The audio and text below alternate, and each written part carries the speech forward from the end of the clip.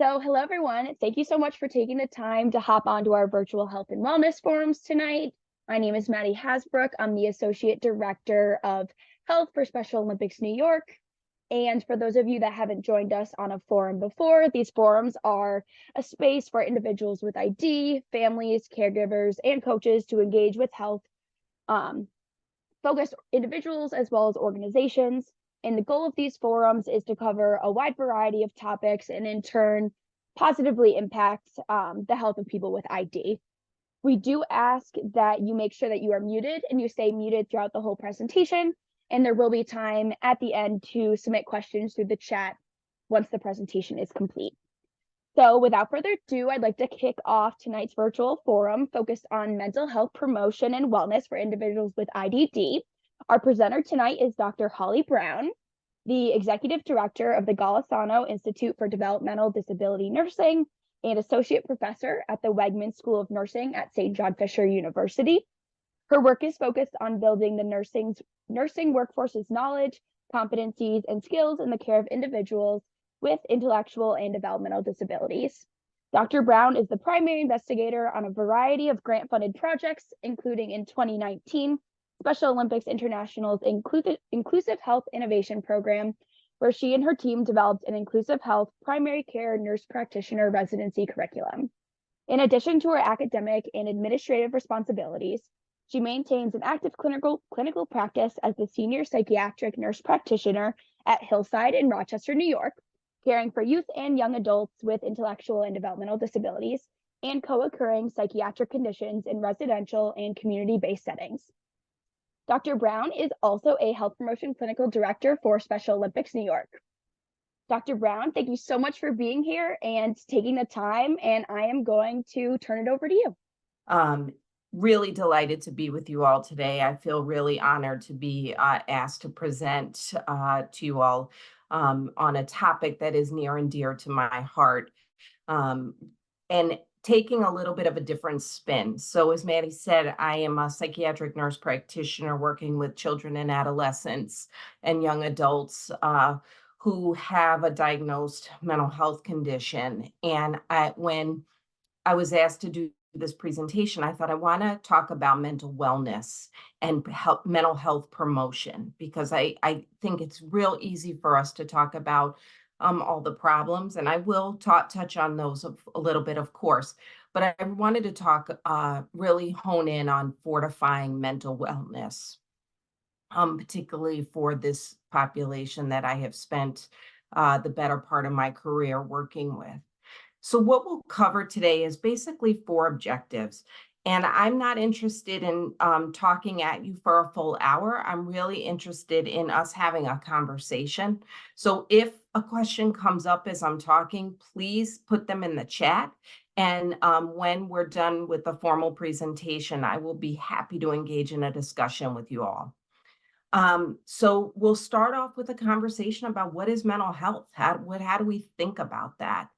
We'll talk about common mental health conditions for people with intellectual and developmental disability, and sort of what are the risk factors around that. Talk about how do we promote and fortify mental wellness, and then when should someone consider seeking additional support and help if their symptoms are persistent and you're wondering if you need some help around that. So let's get to what is mental health, right? And I want to start with what is my assumption about that.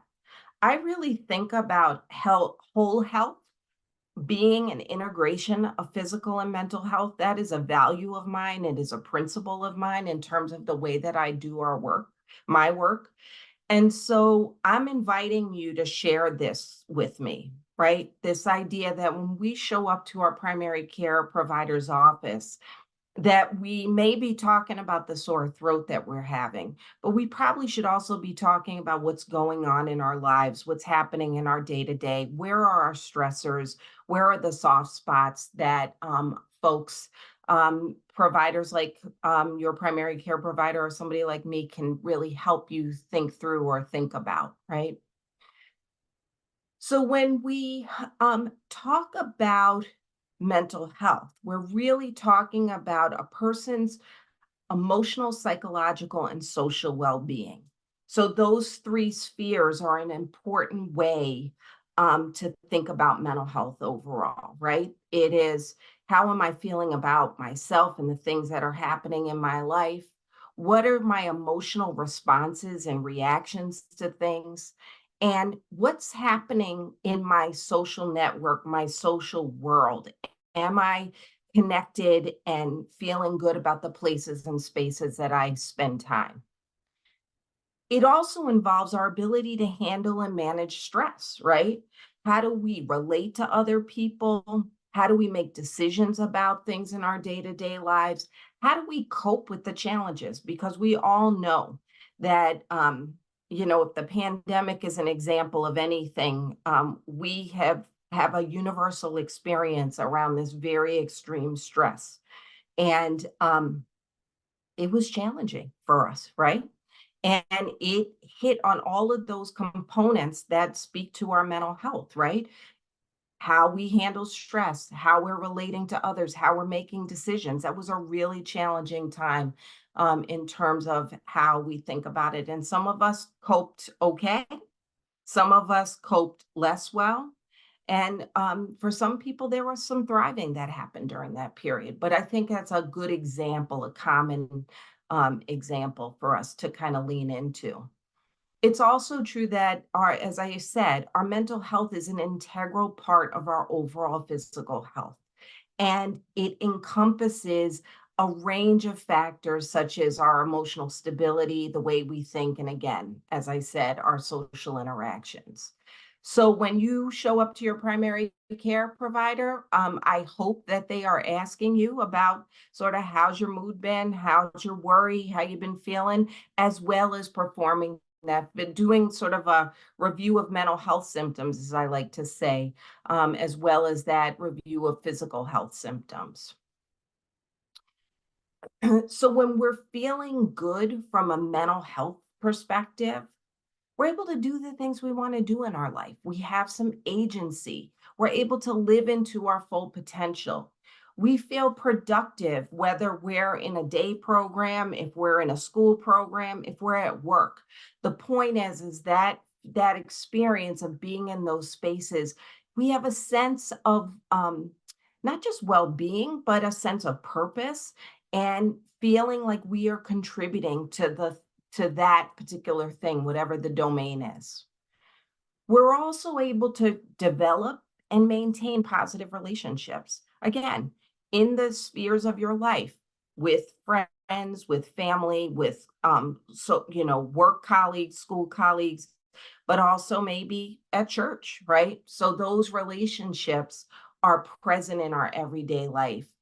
And it is that sense of well-being that enables us to sort of be a little bit nimble or manage stress uh, easier, right? So we know life is stressful. There's no getting around that.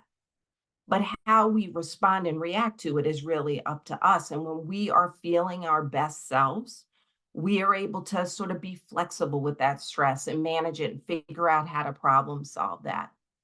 And then finally, we are making positive contributions in our community. Again, are you sort of able to go to your local grocery store right here in Rochester? Wegmans is for us, right? And see people that you know and can be friendly and be in community spaces and feel like you belong there, right? That is sort of the signs that we're doing all right from a mental health perspective. Now, I also want to call out that it's true we may have parts of some of those bullet points are going to be, we may be doing really well in, and other parts of those points, we may have some opportunities for development. But it's sort of that overall sense of well-being when we think about mental health. We also know that when those things are not on point or we're struggling, our mental health certainly suffers. And we know that mental health symptoms or problems with mental health functioning can impact the way we think, the way we feel, the way we behave. And those three domains often have an impact on our daily function or our sense of our quality of life. Just to compare and contrast, right? Mental wellness is we're thriving in those five domains I talked about. Mental health disorders, we're struggling with sort of day-to-day activities. We're not able to get through, get up and get going in the morning, perhaps. Maybe struggle to get through our work day. Notice that we have problems with focus, being able to focus, pay attention, and concentrate on the work that's in front of us. And so when those symptoms are present and they're interfering with other things like our energy and our sleep and our appetite, that's probably an important signal to be paying attention to say, should I talk to somebody? Should I reach out to my primary care provider? Should I talk to my school counselor? Should I talk to my coach that I'm working with in Special Olympics and let them know what's happening for me, right? As a psychiatric nurse practitioner, I often talk about these, what are the rhythms of the person's life? And so sleep, energy, appetite, mood, people's thought processes are the things that I'm checking in on. So you'll hear me refer to that, as we go on. And so when we think about mental health problems, they can be in a couple domains, right? So the way that we think, schizophrenia, for instance, is an example of that. The way that our mood kind of may fluctuate. It's normal for us to have some mood fluctuations based on somebody giving you a beautiful Valentine's gift, right?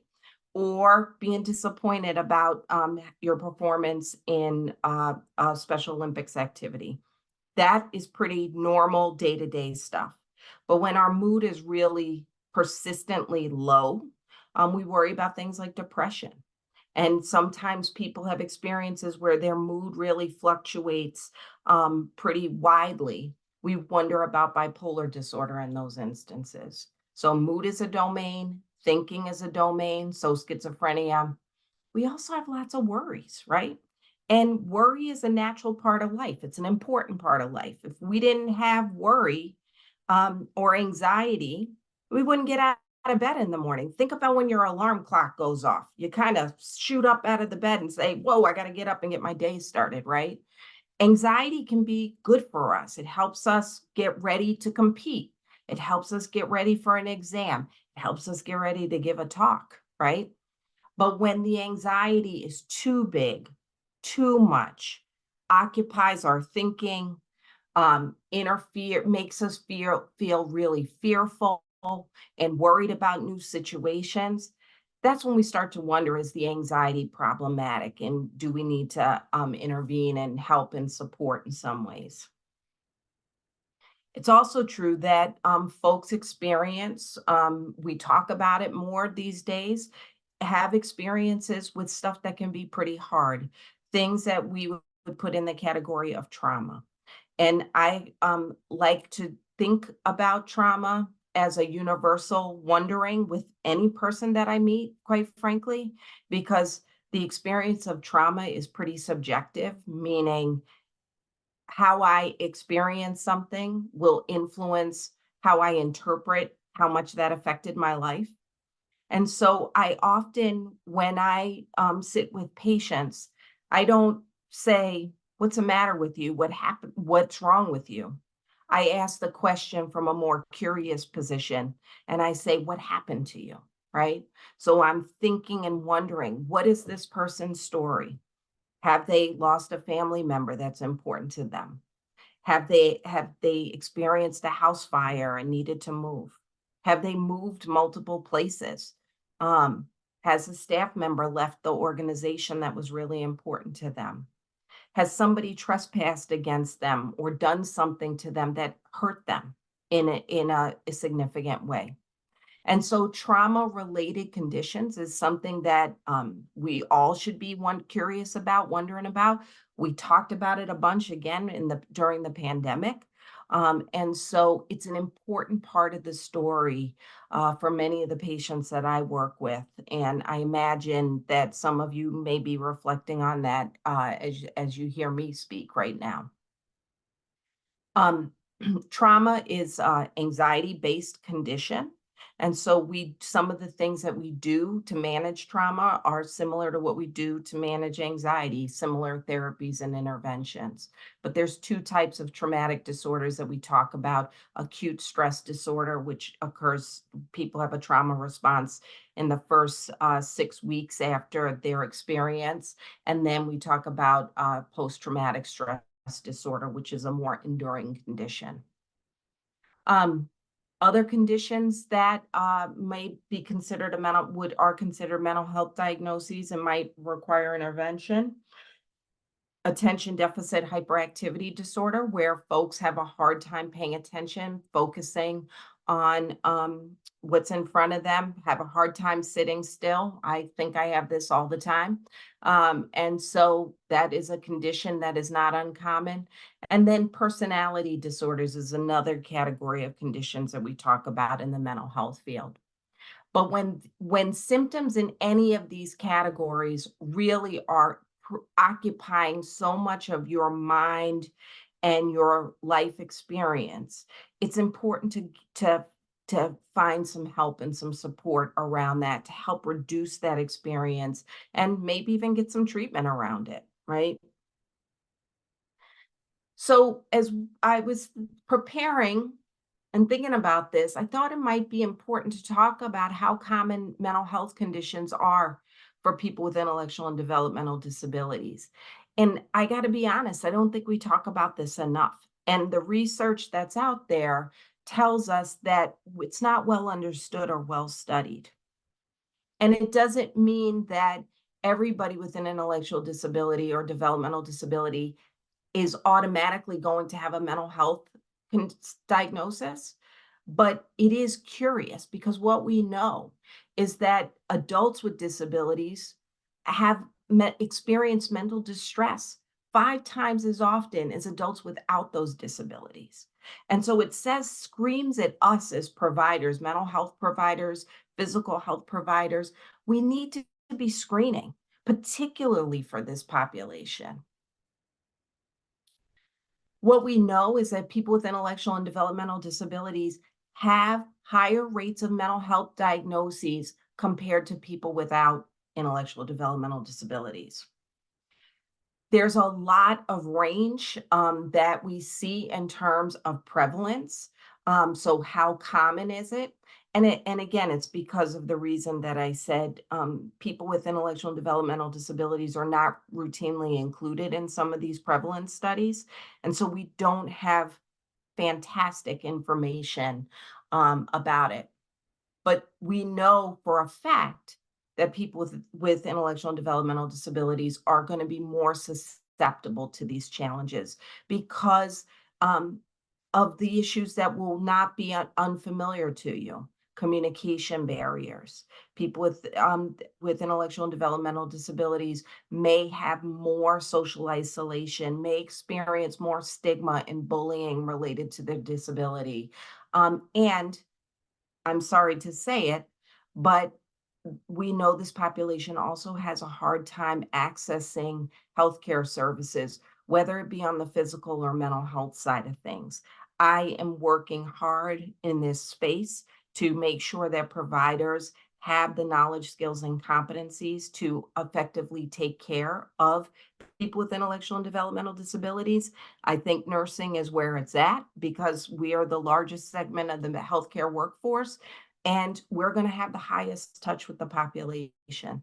And so we can be in position in community with you and folks with intellectual and developmental disabilities to advocate for you with you all.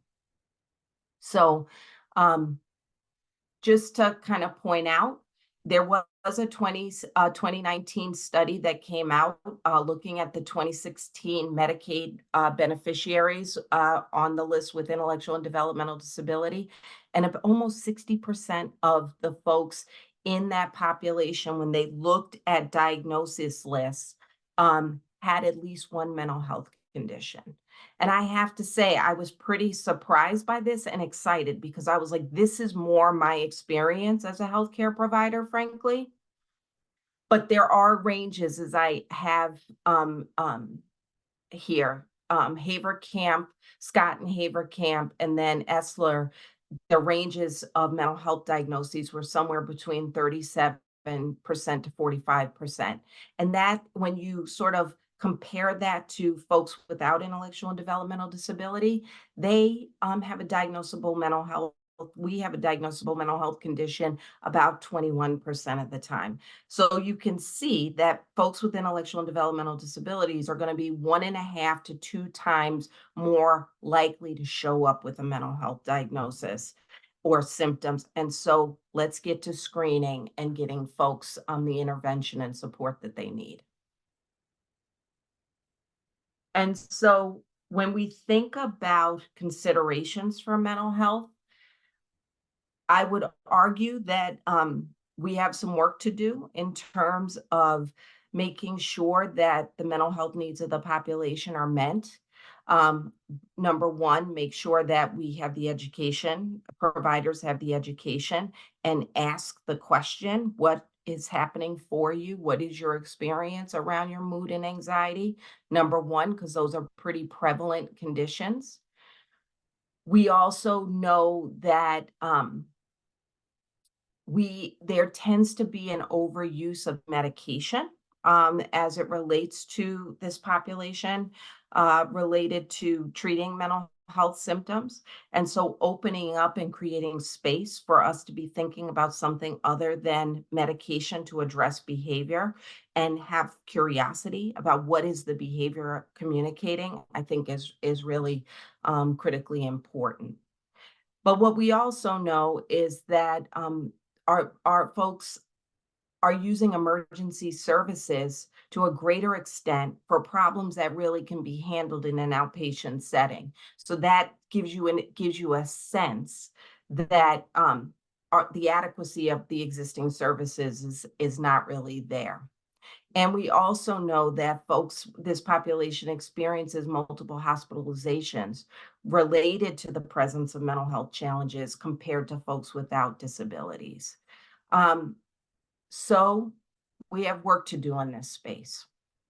And that brings us to the next part of what I want to make sure to talk about with you all is how do we really promote and fortify mental health, right? What can you do? What can we do to ensure you have what you need to be feeling your best self, to be functioning at a level that feels right and good to you? So the research says that we need to create supportive environments. And I do think that looks different for every person. And so we have to have curiosity within ourselves and amongst our providers and support and services. What does that actually mean, right? Self-direction has opened up a large swath of opportunity around creating supportive environments. And it's thin, it's limited. There's some growth to happen there.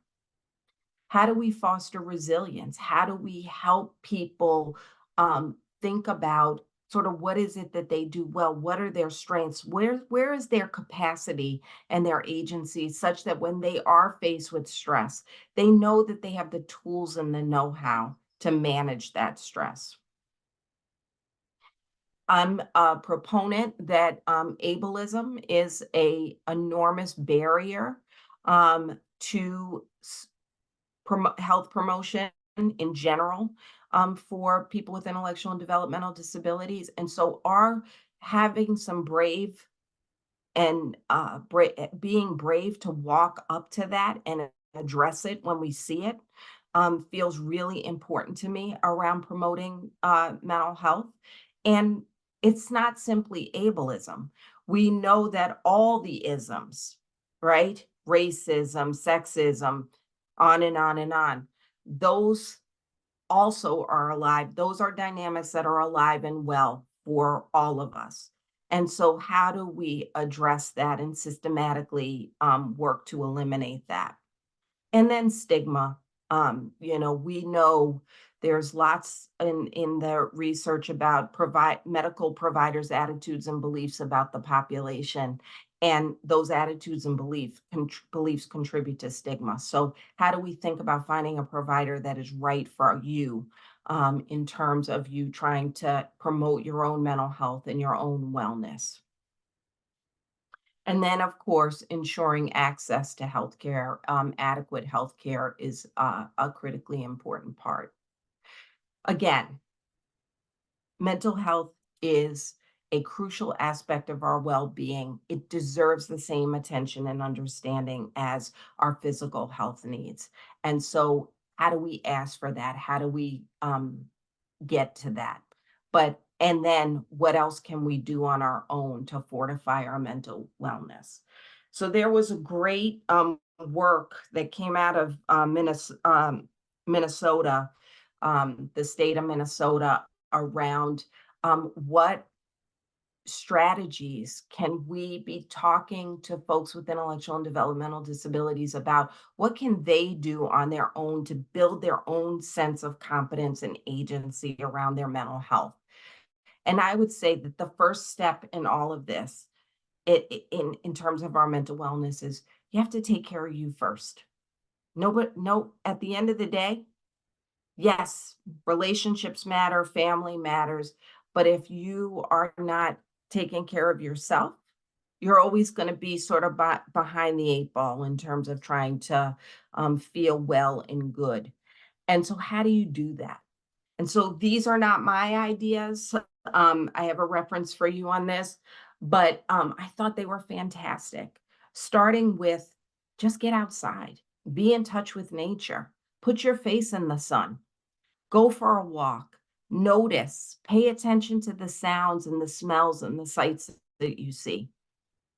When we are in the middle of our busy workday, there is nothing more refreshing than saying, I gotta pause and just go outside and fill your lungs with fresh air, right? That is huge. And it's related to getting physical, right? That's my Olivia Newton-John reference there, folks. I just dated myself, I know that. But this idea that you actually are conscious and aware of moving your body, right? Physical activity can be tremendous in terms of lifting mood, reducing anxiety. That can be walking, it could be running, it could be weightlifting, swimming, whatever the thing is that you enjoy, move your body, get physical, right? We got to eat well. Eating well is not just making sure your plate and when you sit down for breakfast, lunch, and dinner is colorful. It's also about ensuring that you are eating 3 meals a day and that you have some snacks in between there that are healthy and fulfilling. Now, you're talking to someone who loves ice cream. I'm not saying you shouldn't have those things because everybody loves some ice cream every now and again, right? But having some balance around that. Overeating processed foods is really it's gonna just make you feel yuck inside. And so that is an important piece. I cannot stress enough the importance of sleep and rest. Sleep is restoration. Sleep enables your brain to heal from the hard things that you are facing day to day. When I have somebody who, let's say, was in a car accident and they are having trouble sleeping because they keep re-experiencing being in the accident, the thing that I say to them is, I know sleep sounds like the last thing you want to do, but it's my first priority in terms of helping your brain rest and reorganize what that experience was for you. And if I have to help you sleep, I'm going to do that too. But I want to make sure that people prioritize their sleep. And when we talk about prioritizing sleep, it means turn off Facebook, put your phone down, turn the TV off, right? Facebook's going to be there when you wake up in the morning. You're not going to miss anything, I promise. And reducing all that input as your brain and your body is trying to settle down. When we have that blue light, when we're sort of our minds are active and anxious about what's happening on social media, we interfere with our body's natural process of trying to relax. And so I invite you Promise it'll be there in the morning. Put that stuff down, close your eyes, let your mind get quiet. There's lots of, I'm going to say put the phone down, and then I'm going to say there's lots of apps that on available in our technology to help us sleep. Like Calm is an example of a really useful app that there are some free elements to that you can listen to rain if you need help like that. There's stuff on iTunes or just on YouTube that's just white noise to kind of help you settle and sleep. I'm sort of pausing here, folks, and sort of overstating it because I cannot stress how important sleep is, and you know, getting some rest throughout the day. So I'm going to move on. So it's also important to fortify your mental health if you are a person that spirituality is important to you.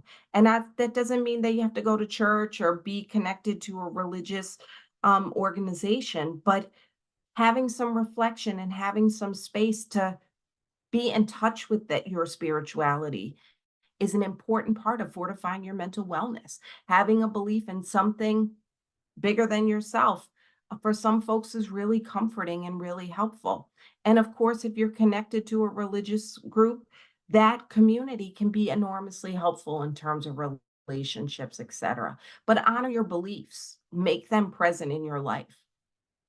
I think this notion of how do we cope with stress, all of us, no matter who you are, can benefit from paying attention to how you cope with stress. This notion of trying on different things to help you manage it, taking the dog for a walk when you feel stressed, stepping out of the room and going to the bathroom and counting to 10, using some deep breathing techniques, pausing before you react, right? Saying to somebody, I hear what you're saying, but I got to think about this for a second.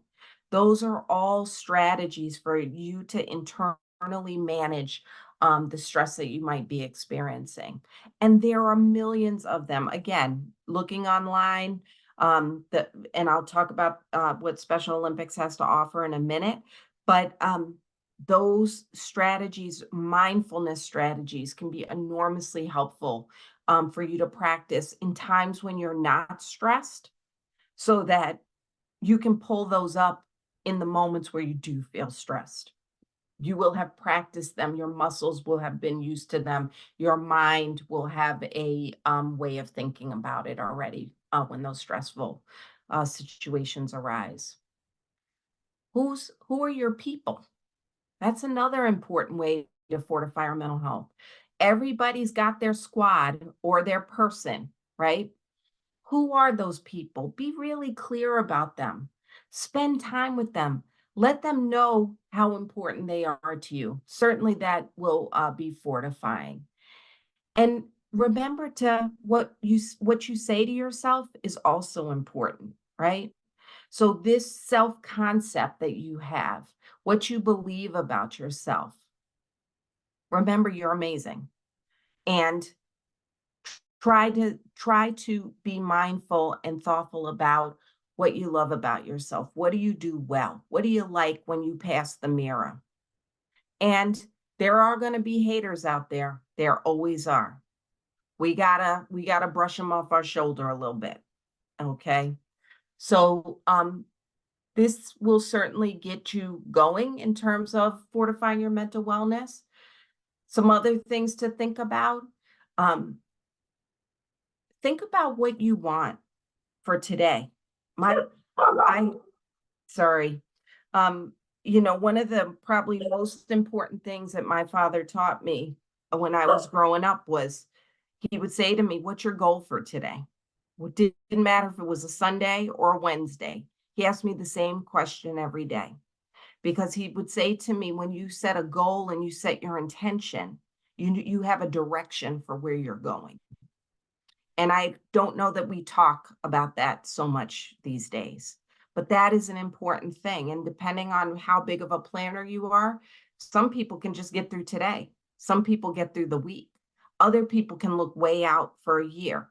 You got to think about what's important for you, who you are, and think about setting an intention, creating a vision for yourself, set some goals, and work towards that. I love this other way strategy around fortifying mental wellness, around getting creative. I had to be reminded of that in the pandemic. How many of you have started making sourdough bread, right? And cooking and doing things that you probably didn't do before, right? Remember our love of live music and our love of going to a museum or being out in the arts.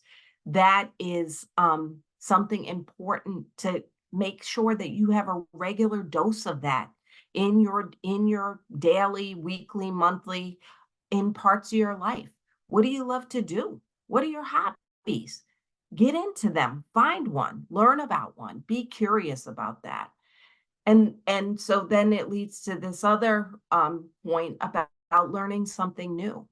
I thought that was really interesting, right? To be intellectually stimulated, to be out in the world, whether it is going to a new place in your community, taking a class, learning a new skill, trying out a new museum or a new city if you have access to do something like that.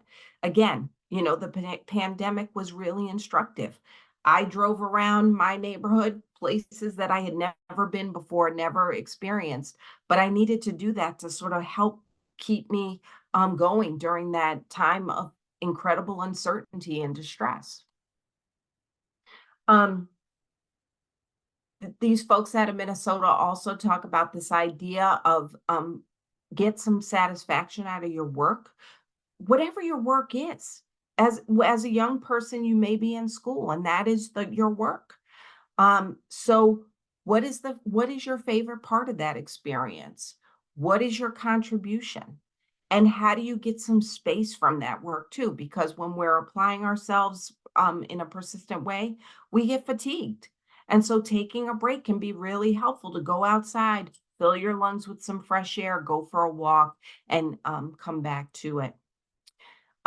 They talked a bit about money management and planning, having a budget, talking about that.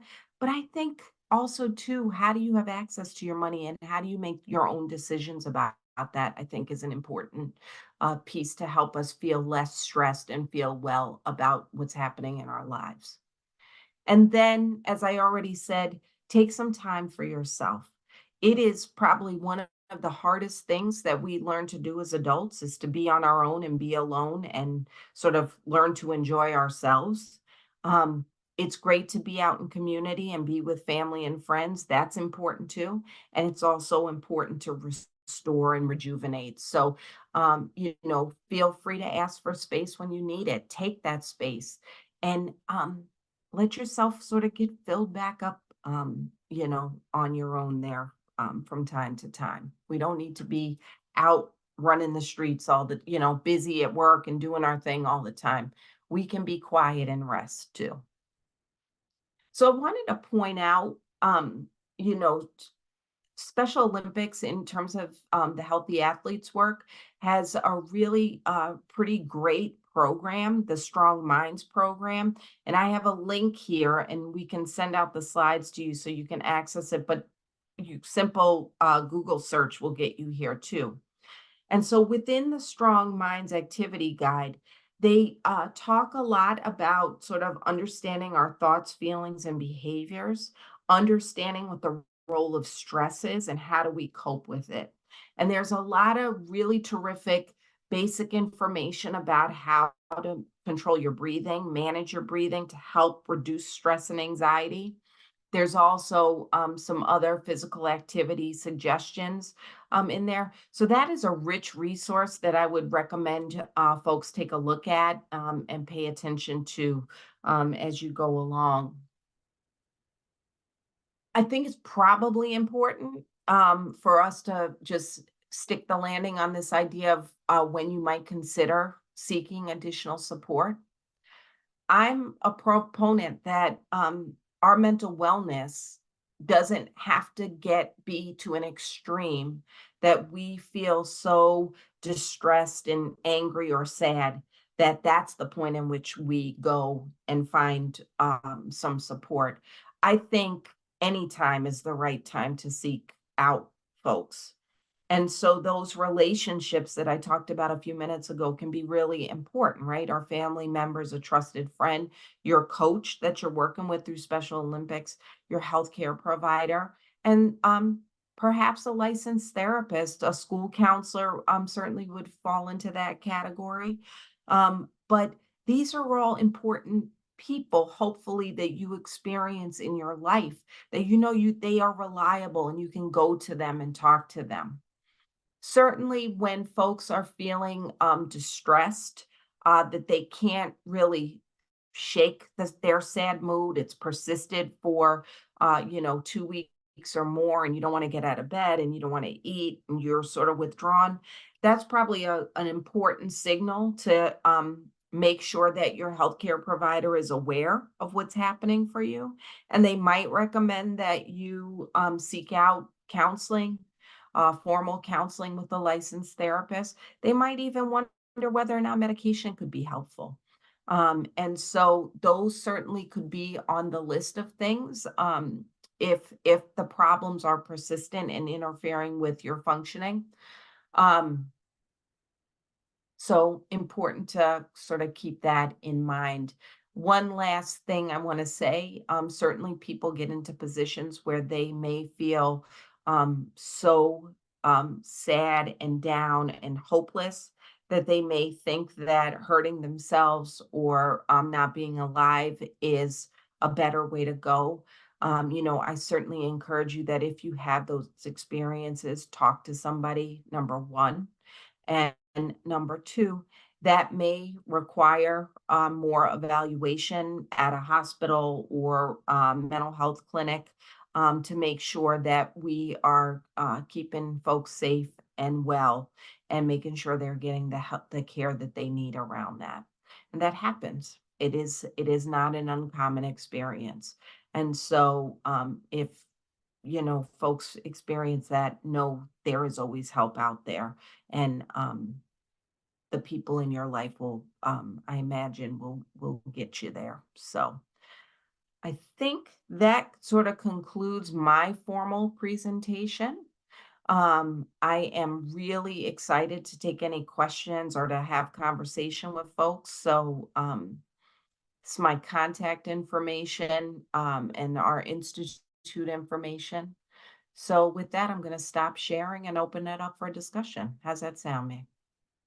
Dr. Braun, thank you so much. That information is really great. I can't stress enough how much mental wellness is so important for everyone. So we do want to open the chat up for questions. If you do have a question, feel free to pop it in the chat. And if you cannot use the chat, you can feel free to unmute as well.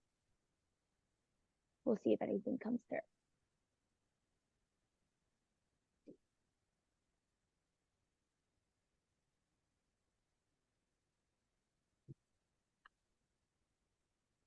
You can ask me anything, just about.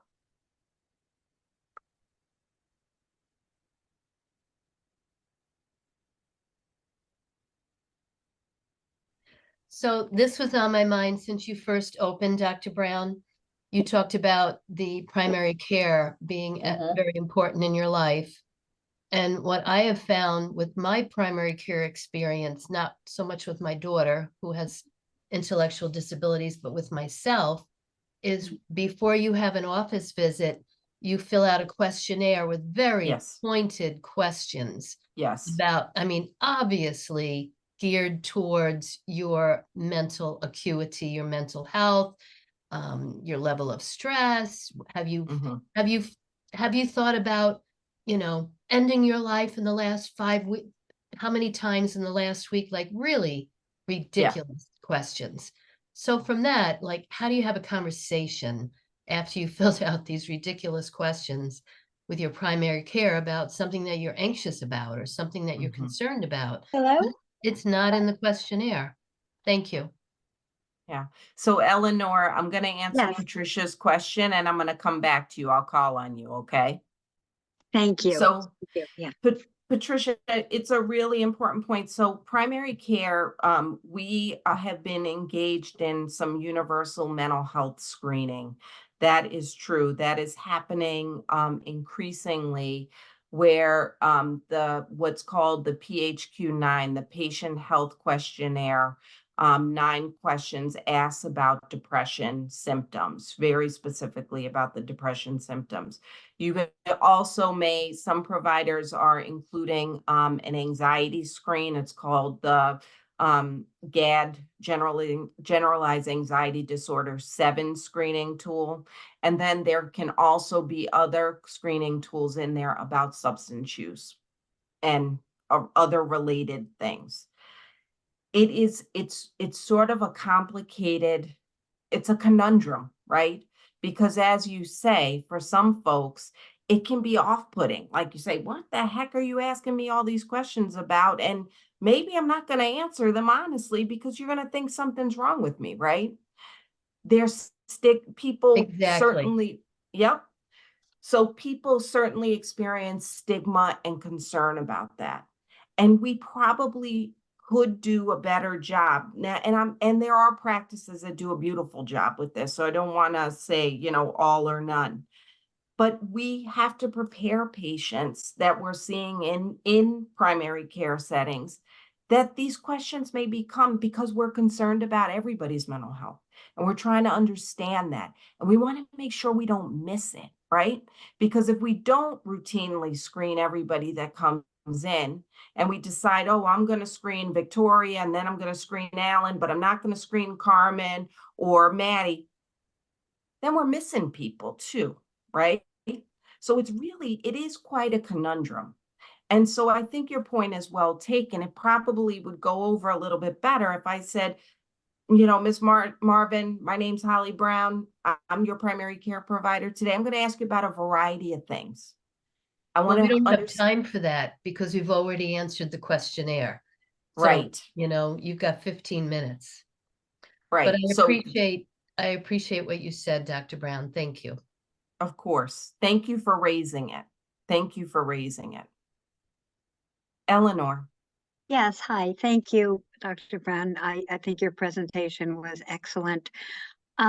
Because you work with the population of developmentally disabled people, I thought I'd throw this out at you, even though I know you don't have a magic wand. It would be nice to have one, I think, but I could certainly use one. But as a parent of a 35-year-old intellectually disabled man, I feel a great deal of stress worrying about when I'm gone, Yes. because I'm older and I'm not going to be around, and I'm trying to balance his need to be with me.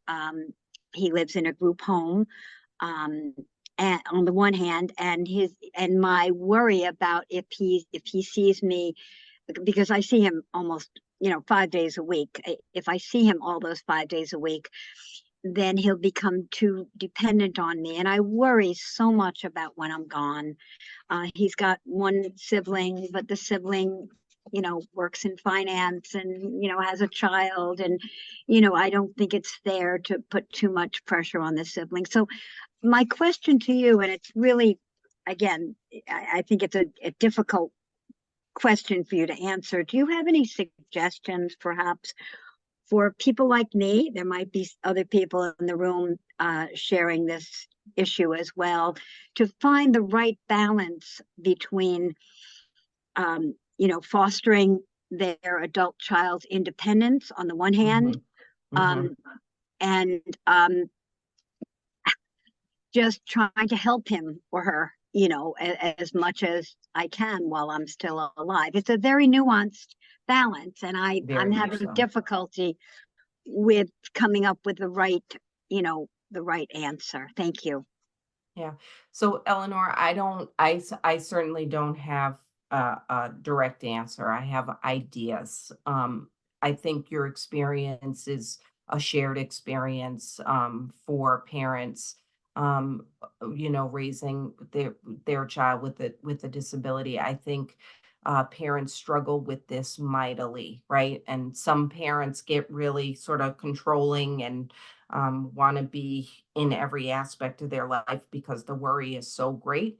And other parents really step far, far back, such that you say, wow, your child is potentially in harm's way, right? So we see the spectrum, number one, in terms of parents' responses, and it's a scary thing. It's a scary thing. There's It is. no, It is um, very scary. you know, I want to, sort of stick pause on that for a second. Yeah. Depending on your child's, an individual's ability, their capacity, what is happening for them. We know there's a spectrum of ability, right? And so how do we optimize that experience, their ability? And where do we need to think about safety and things of safety, right? So there are concrete things that parents talk to me about all the time. Finances, guardianship, if that is a thing that they're interested in. Who's going to help make medical decisions for Johnny, my son Johnny? There are some sort of brass tacks kind of things that you just have to put into place. And then I think the other stuff depends on the individual and your family system, Right. right? So Mhm. how do you all organize yourself as a family? And what is your son's ability, capacity around his own agency? So he might be a person that is out in the community and very active. So fortifying those relationships, giving him space potentially, if that's a sort, to develop his own self and his own concept, which I think I I hear think you. it's very difficult, I agree, for you to answer without all the you not knowing all the Right. variables that are operative. Just one other follow-up thing that perhaps is relevant to other people in the room as well. Do you have any suggestions? And again, this is a very difficult question I'm asking you. Please don't feel badly if you can't answer it. But do you have any suggestions for my mental health? Because I'm so worried about when I'm gone, Mhm. for how he's going to fare without me. Yeah, I would, I'd say, is there someone that you are talking with some regularity around this, right? And so my slide, my second to last slide about, when do you seek help? Anytime, talking with a therapist, talking with a counselor to really sort of think through some of this stuff and work through your own, um, worries and concerns is a great resource for folks. To be thinking Except, if about, I could just interrupt, if they yeah, don't have a child, a disabled child, they don't really, in my opinion, you might disagree with me, they don't understand the entire picture, unless they themselves have a child that they're going to leave, that cannot take care of himself, yeah, yeah. so that makes But it, that makes it, and I've looked for a therapist. Do you know a therapist who has a disabled adult child by any chance that you might recommend? I don't, Eleanor, but Yeah. I just want to say something, right? When as a mental health person, right? I'm talking to 100 people. They all have a different circumstance. But the things that there are universal is managing their emotional response around it, right?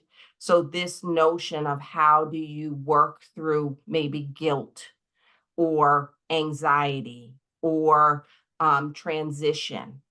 Those are some universal concepts I think that a therapist can really be helpful with. And it's not necessarily situation specific. Does that make sense what I'm saying?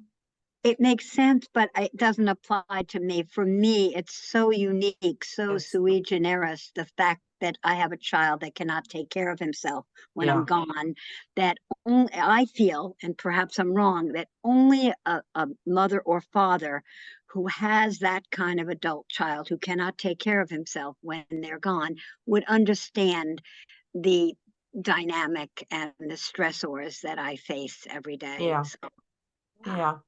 Does he Yeah. have a care manager? yes, he does. He has a wonderful care manager.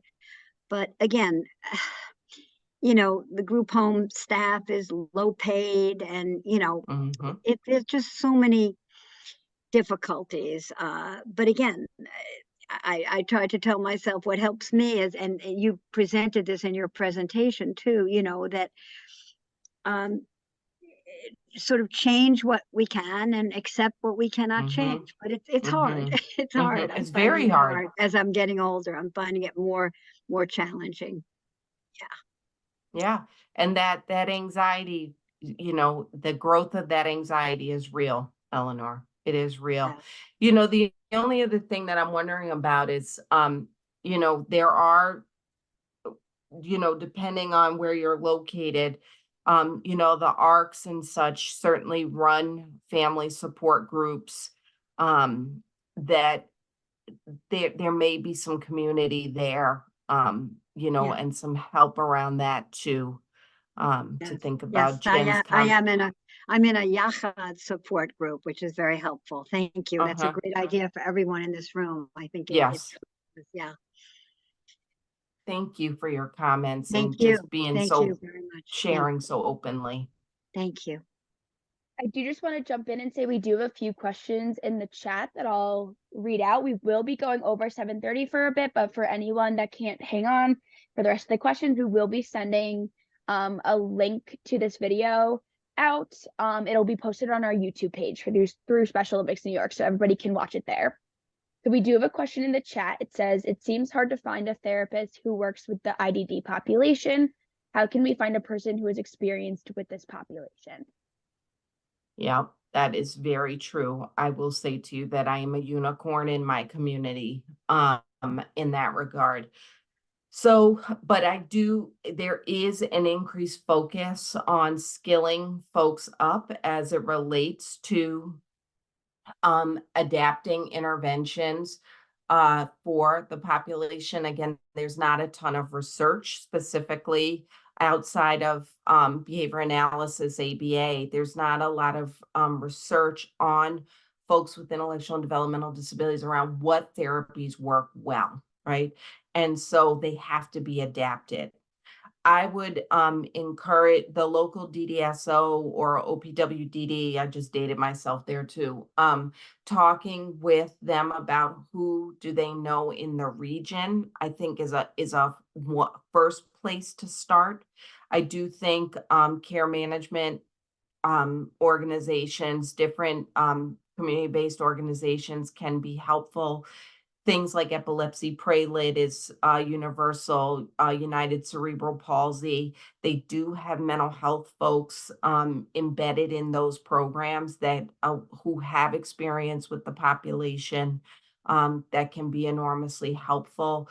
But it is regional in I know this audience is from a broad region, but I would start with the local OPWDD group to find out organization to find out sort of who they would recommend and sort of work out from there for sure. I will also add that on our Special Olympics New York website, we do have an inclusive provider directory. And there Great. is a mental wellness section on that. So it is divided by the different regions of your state. So you can feel free to go on there as well and see if there is a provider near you. Fantastic. Another question that we have in the chat are, what are the alternatives when therapists and/or therapy is not an accessible service?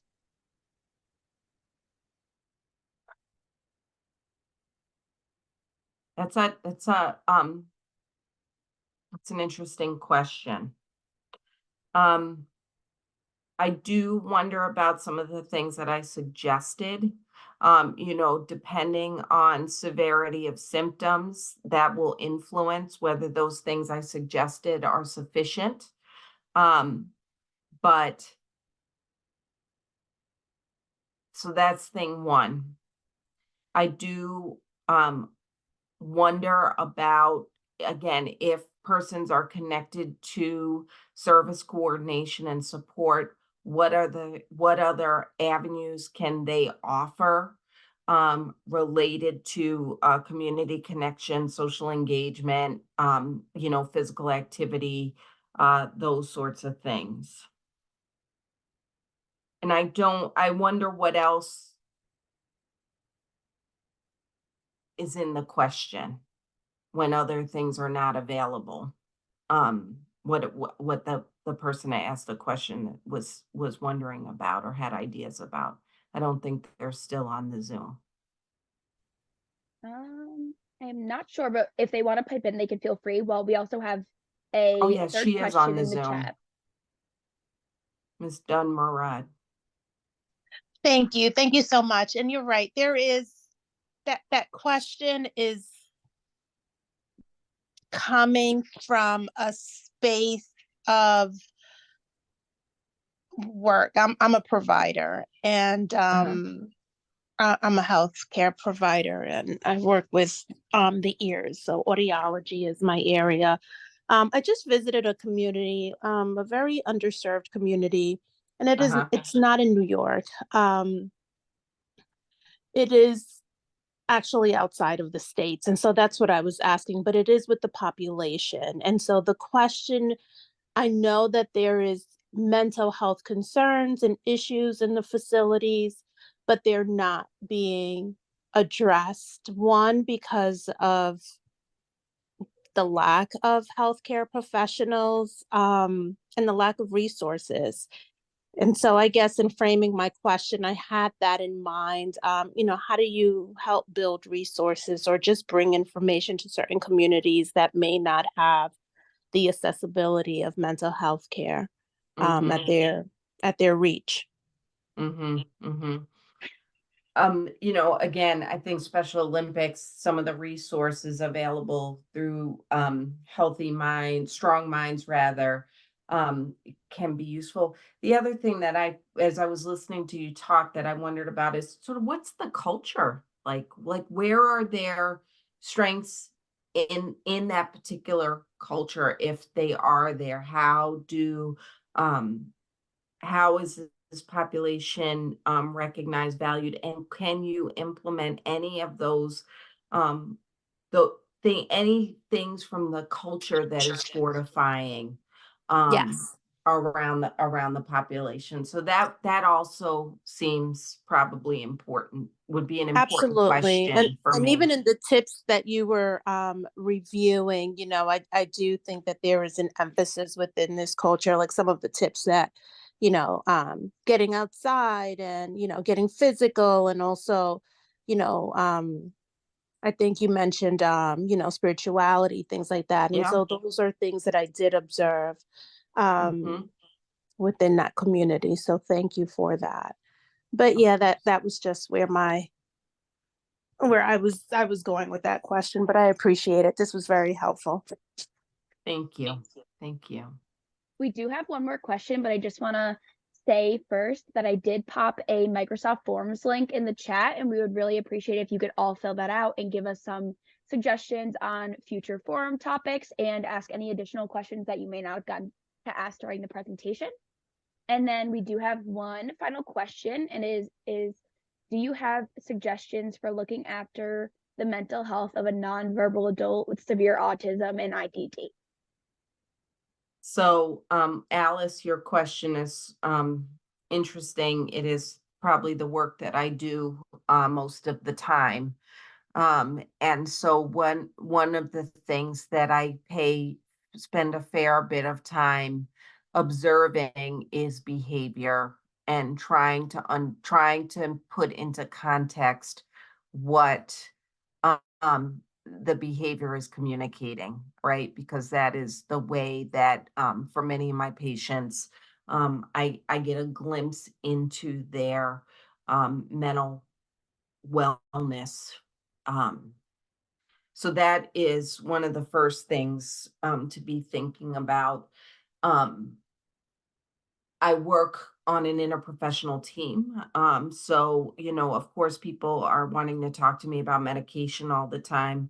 That's the least interesting part of my work. it has its place. It's an important part of the story, and the story's not all about medication. I think there are some perils there, but they didn't ask me to talk about that today, so I'm gonna back off of that. But when we're working with individuals who have severe autism, and they don't have language or an ability to communicate effectively what their internal experience is, people say, oh, we need to use medication to help them. And I sort of struggle with that a bit. So just telling you about my preference and where I'm coming from. And sometimes it's indicated and we have to go there.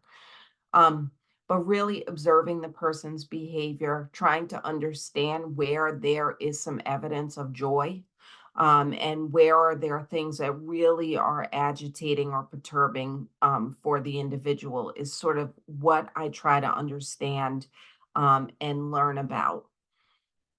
If we see an individual that presents having challenging behaviors of concern that present with tearfulness or just cannot be consoled, the first thing that I think about is there a medical issue that may be contributing? So I want to know about the individual's dental care, hygiene, dental care. Are there any concerns in that space? And then I think about the things that affect our population quite a bit: constipation, GERD or gastroesophageal reflux, making sure that there are not any pain issues, right? Some folks may have some contractures or positioning that can where they may develop some pain issues. So I want to rule all those things out first and make sure we're not missing anything in that space. And then begin to wonder, is there a persistent mental health concern? And where are there places where this individual might brighten and seem more content, and where are the places and spaces where they struggle mightily, and see what we can do to adjust the environment, the relationships, etc. And if all of those things fail and the person still is experiencing distress, then we start to wonder about medication. Now, I just took you on a long journey in answering your question. I hope I got to it, and maybe you have another question about that.